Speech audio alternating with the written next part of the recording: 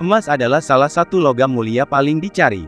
Emas memiliki harga yang tinggi, karena cara untuk mendapatkannya harus menambang cukup dalam ke arah perut bumi. Dan saat ini, Indonesia memproduksi sekitar 4% dari produksi emas global, setengahnya berasal dari pertambangan raksasa Grasberg, yang dioperasikan oleh PT Freeport Indonesia, dan merupakan salah satu produsen tembaga dan emas terbesar di dunia. Tambang emas ini berada di wilayah pegunungan Papua, di dekat Puncak Jaya, yang merupakan bagian dari Kabupaten Mimika Provinsi Papua, Indonesia. Berikut adalah 7 tahapan pembuatan emas batangan. Tahap pertama, penambangan emas. Proses dimulai dengan penambangan biji emas dari tambang terbuka atau bawah tanah.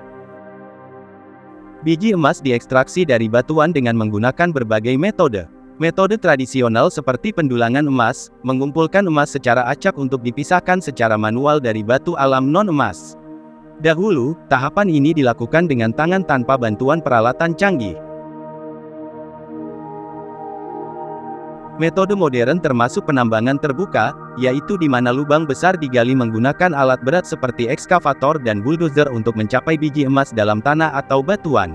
Setelah biji emas diambil, tambang dapat menjadi luas. Sementara metode modern penambangan bawah tanah, melibatkan jaringan terowongan dan galeri digali untuk mencapai dan mengangkut biji emas.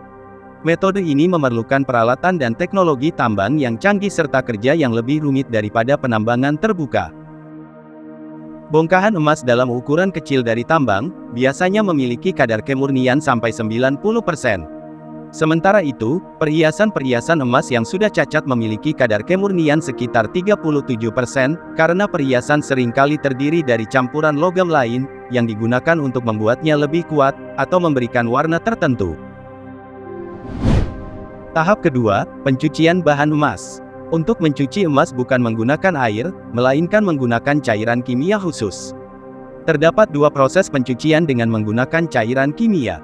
Proses pencucian yang pertama berguna untuk memisahkan antara logam utama dan besi yang biasanya ada di emas. Sementara proses pencucian yang kedua berguna untuk memisahkan perak yang ada di emas. Cairan kimia yang digunakan biasanya adalah asam nitrat, asam klorida, dan asam sulfat. Dengan begitu, nantinya akan menghasilkan bahan emas murni. Tahap ketiga, pencairan pertama. Proses ini dilakukan pada emas jenis perhiasan yang sudah tidak digunakan. Biasanya emas yang sudah tidak digunakan lagi, akan dipanaskan di dalam suhu 1400 derajat Celcius hingga meleleh, dan menjadi cairan emas pekat. Bongkahan emas murni dari tambang, yang sudah dicuci sebelumnya bisa dicampurkan pada cairan emas pekat tersebut. Setelah emas meleleh menjadi cairan, nantinya akan dicetak menjadi emas batangan. Tahap keempat, pencairan kedua. Pada tahapan ini, emas batangan yang didapatkan dari proses pencairan yang pertama, kemudian akan dipanaskan kembali, tapi kali ini dimasukkan ke dalam cairan klorin. Hasil dari tahapan pencairan kedua ini, biasanya menghasilkan emas dengan bentuk seperti cornflakes dan nantinya akan mendapatkan jenis emas yang mempunyai kadar murni mencapai 90%. Tahap kelima, pencucian kedua. Serpihan emas dari proses pencairan kedua, kembali dicuci tapi kali ini menggunakan air raja, yang merupakan larutan campuran asam klorida pekat HCl dengan asam nitrat pekat HNO3. Larutan air raja ini bersifat sangat korosif sehingga mengeluarkan uap berwarna kuning. Hanya melalui larutan inilah, logam-logam paling mulia menurut deret Volta seperti raksa, timbal, emas dan platina sanggup larut. Tak heran kalau akhirnya aqua regia disebut sebagai air raja. Jika sudah dicuci dengan air raja, serpihan emas itu bakal jadi cairan mirip minyak yang kemudian diproses terus hingga jadi pasir emas dengan kadar murni.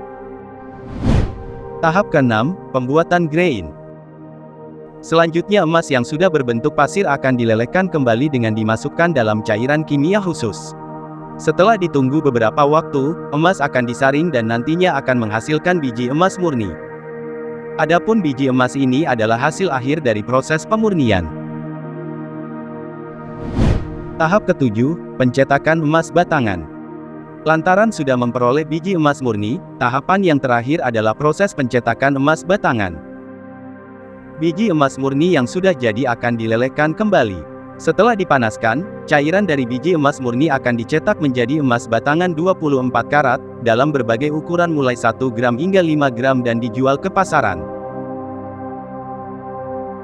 Karat dalam emas merupakan tingkat keaslian emas, atau jumlah kandungan kemurnian emas, jadi untuk kadar emas 24 karat dinyatakan sebagai kadar kemurnian emasnya sekitar 99,90%. Emas murni ini biasanya digunakan sebagai investasi atau cadangan nilai. Tak hanya menjadi pilihan investasi yang aman dan stabil, emas murni juga menghiasi perhiasan dengan sentuhan kemewahan dan keanggunan. Peran emas sebagai simbol kekayaan, status, dan cinta telah menghiasi budaya manusia sejak zaman kuno hingga kini. Meskipun prosesnya rumit, hasil akhirnya sangat mengagumkan. Emas batangan murni memiliki nilai yang tinggi dan bentuknya yang indah. Oleh karena itu, tidak heran jika emas batangan murni menjadi salah satu investasi yang diminati oleh banyak orang, dan semoga kalian juga suatu saat nanti memiliki emas tersebut ya.